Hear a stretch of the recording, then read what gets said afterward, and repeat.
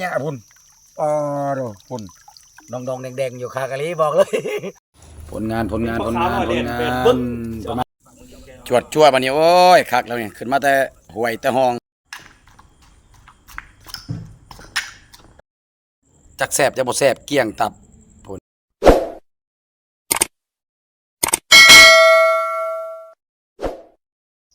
เอาสบายดีนะตะแลงเนาะประมาณ5 โมงเนาะ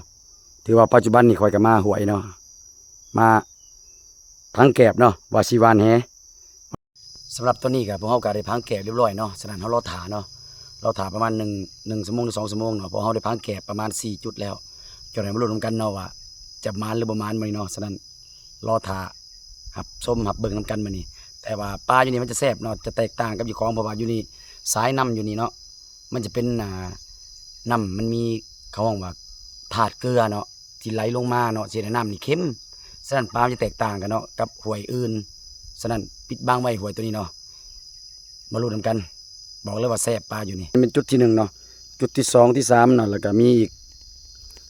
จุดที่4เนาะประมาณ4 จุดเราพังเนาะจะหน่อยเราจะมาหวานเนาะประมาณ1 ชั่วโมงหรือ2 ชั่วโมงเราจะมาหวานแหฉะนั้นพวกเราก็จะหวานก่อนเนาะจุดที่1มาลองเบิ่งว่าสิมานหรือบ่เนาะหวานจ้าเข้าพุ่มหลังจากนั้นพวกเราก็จะมีไหลปลาเนาะจังเสียงมาสวยสิมาไหลปอกไหลปลาไหลมาต้อมๆกันมาเนาะเพราะว่าจุดนี้แม่นเฮาบ่ได้พังแกบเพราะว่าเฮารอท่าปลาเขาวางจุดพังแกบมัน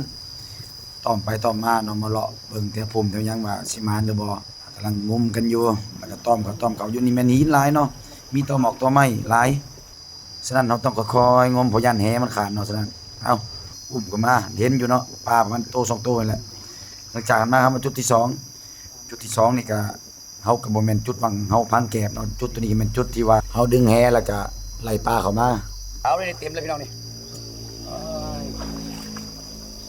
มันอยู่ในน้ำเค็มมันนะครับอย่างนี้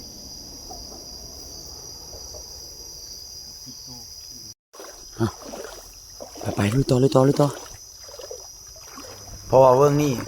ข่อยจะวานเนาะจ้าวานแล้วจากสิมาหรือบ่มาเนาะเพราะว่าสิบ่ได้งมเนาะจะห้าวเลยจุดนี้ห้าวขึ้นมากก็แซแวเลยพี่น้องบอกเลยว่าหำดังตัวนี้จุดที่1พี่น้องเอาพอได้เก็บก็อยู่พอได้เก็บอยู่เด้อถือว่าจุดที่1ถือผมเฮาก็ได้แล้วเนาะปลาบางอย่างนี่ถือว่าก็ได้ประมาณ10 กว่าโตเนาะบางอย่างนี่เขาจะไปจุดที่2บาทนี่สลับจุดที่2นี่คือสิมานอยู่เนาะสลับไปทำกันมันไปอยู่แล้วมันเข่าปลามันเข่าเลยนะปลาพี่น้องเข่าพี่ลึกรีบปลานะเดี๋ยวต้องคอยไปเด้อที่2เนาะถือว่าเข่าหลายเนาะขึ้นมาเห็นหัวปลาพุ่นเนาะพี่น้องเนาะปลากักเลยพี่น้องไปเอาค่อยไปกันทันทีเนาะยันปลาตื่นอยู่หันเนาะเป็นจุดที่เขาจะหวานเนาะสังเกตน้ำมันมาตอมเนาะปลาตัวปลาน่ะยุบอยู่เนาะเอาพี่น้องโอ้ทันบ่มานี่เอาจิกตีนโอ้ยไปได้พี่น้องเพิ่งเป็นงุ้มได้บ่นี่ปูออกน้ำก็มีบ่นี่พอหน่อยวะโอ้ตัวพี่น้องไปก่อนเลย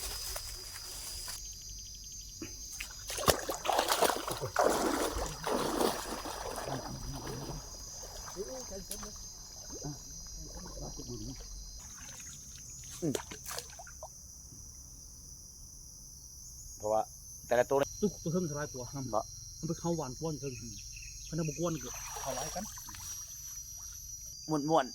ไปบัดนี้ม่วนแล้วงบเข้าไปเอางบเข้าไปบ้านนี้เอาไปเข้าไปใกล้ๆเด้อมาแล้วนี่ขาวเห็นบ่ขาวอยู่นี่มาแล้วอ๋อเนาะหักเหลียวเนี่ยนี่บอกเลย เต็มแหอันเนี่ยพุ่นอ๋อดูพุ่นดองแดงๆอยู่คากะลีบอกเลย แมลงมาเด้อพะอยากบอกกะลีขักรถ